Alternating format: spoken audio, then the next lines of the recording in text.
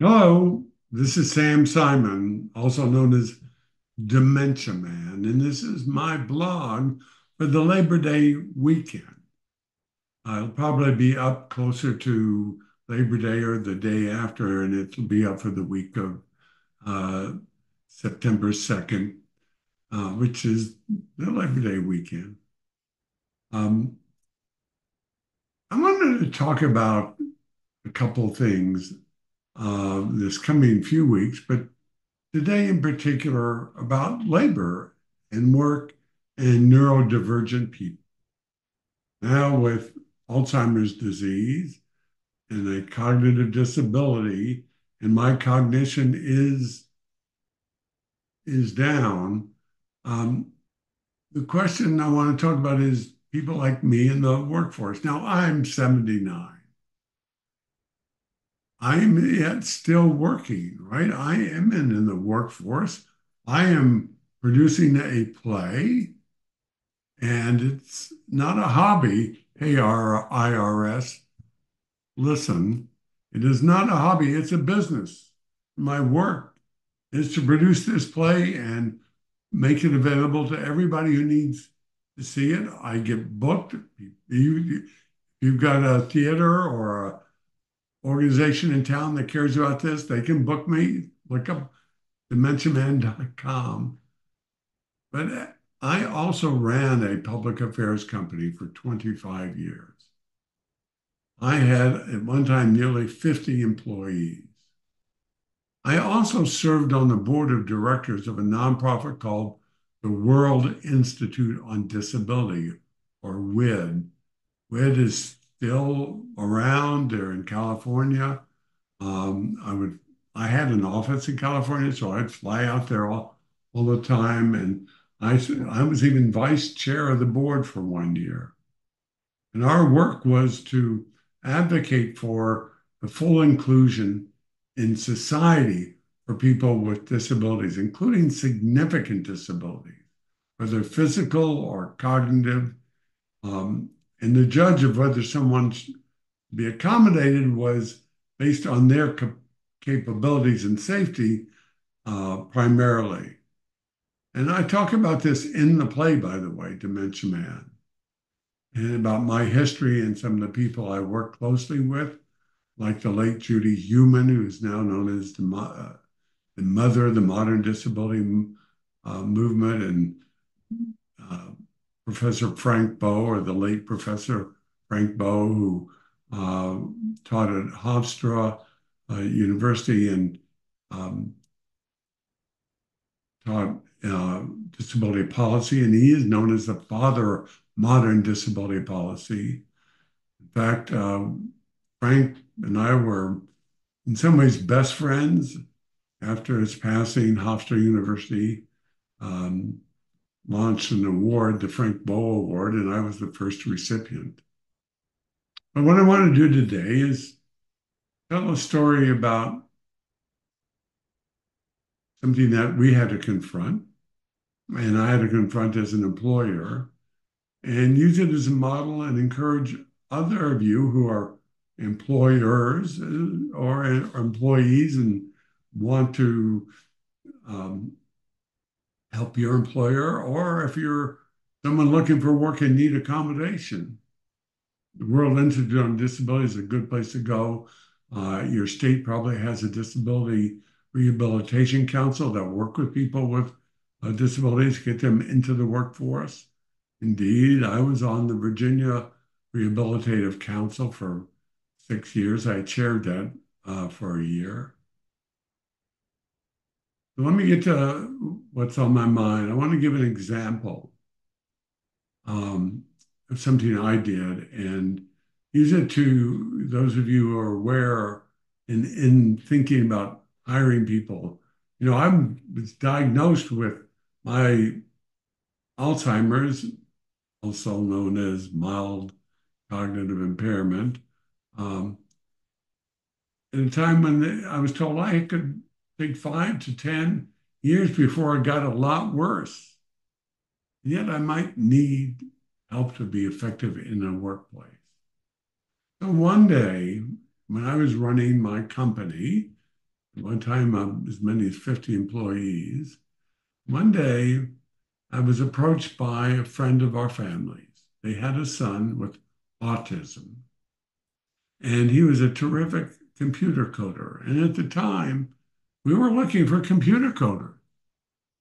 Would I hire him? Now, I had hired people in wheelchairs. I had hired people with um, various needs for accommodation, but I had not hired a person with autism. And I said yes because I talked to my person, my employee in charge of the computer assistant projects, and he was desperate for good coders. So we hired this individual. This was in September. Well, this was in, I guess it was 2001. I'm trying to remember the year of 9/11. It was in the summer preceding September 11th. I think that was 2001. Um, and he was different. He was on time at work. He was a regular worker. He was a heck of a coder, but eh, he had difficulty recognizing behavioral boundaries. Now, this is not a small issue in a company because it could make others uncomfortable. So, what did I do? I had some long discussions with all of our employees that he was coming and made them aware of how to work with him. There were times I had a couple of my front, the secretarial folks, and they were female at the time, didn't have a male secretary, and this fellow could get inappropriate with them. And I never saw it happen, but I heard about it. We had a long talk and they were comfortable. They understood who he was. I had to talk to the building management. One day, this fellow showed up during the lunch hour trying to sell something or give away things in the lobby of the building. He didn't harass people, but they can make some people feel a little uncomfortable. And they worked with us and made that possible. And it was terrific. But the story I'm going to tell now was the things that, I don't know, it's unusual. I don't even know the point per se, but I was away from my office on the morning of 9/11. I was at a meeting away from the office. Of course, my employees were there, they were on time, and so was this individual. Except he was from a family that was very strictly religious. They were orthodox in their religion. It doesn't matter which religion it was.